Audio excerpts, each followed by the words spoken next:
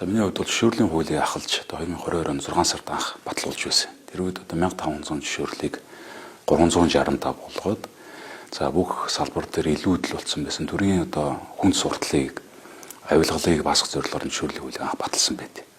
За тэгээ 365 зөвшөөрлөлтөй болоод 2022 оны 6 сараас хойш баталсан цаг хугацаанаас хойш үндсэндээ 3 удаа улсын хурлаас хуулийн хэрэгжилтийг шалгах ажлын хэсэг байгуулж за хуулийн хэрэгжилттэй холбоотой санал дүгнэлтүүдэд бэлдээд 2024 оны 11 сараас хойш одоо учрал гишүүн за тухайн үед одоо хэрэглэх газрын дарга байсан.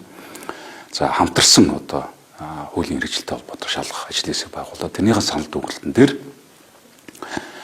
зөвшөөрөл болон зөвшөөрөл мэдээллийн хууль болгож одоо нэмэлт өөрчлөлт хийж байгаа гэсэн. Зарим тооны тусгай зөвшөөрлийг энгийн зөвшөөрлөөр шилжүүлэх. За мөн зарим зөвшөөрлүүдийг мэдээлэл болгож одоо болгож байгаа гэсэн. За мэдээлэл гэдэг нь томьёолыг нь оруулж өгөөд иргэн аж ахуй нэгж тухайн үйл ажиллагаа эрхлэхдээ өөрийнх нь байршил аж ахуй нэгжийнхэн одоо бүртгэл нэрийг оруулаад за би энэ байршил дээр ийм үйл ажиллагаа эрхлэж байна гэд тэр эрхийг байгууллагада мэдээлэл хүргүүлээд болоо. Тэгээд шууд үйл ажиллагаа эрхэлж болно гэсэн. Тэгэхээр гар үсэг цуглуулах, тэр нөө ажлын байрны дүгнэлт гаргуулах ямар нэгэн бичиг цаасны ажил хийхгүйгээр ажиллаа эхэлж болно гэсэн.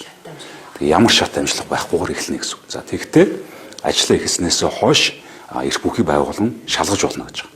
Тэр үйл ажиллагаа эхлүүлэх зөвшөөрөл авах тэр хугацаа ерөөс алдахгүй болж байна гэсэн. За энэ хамгийн одоо нөлөөлөл бүхий одоо хамгийн сайн үр дүнгийн хүртэх салбарууд юу вэ гэхээр одоо жижиг дунд үйлдвэр эрхлэгч нар байна.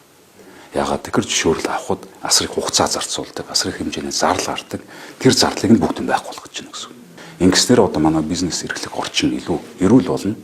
Хүн сурал багасна гэсэн. За авилгалыг одоо суураар нь багасна гэсэн.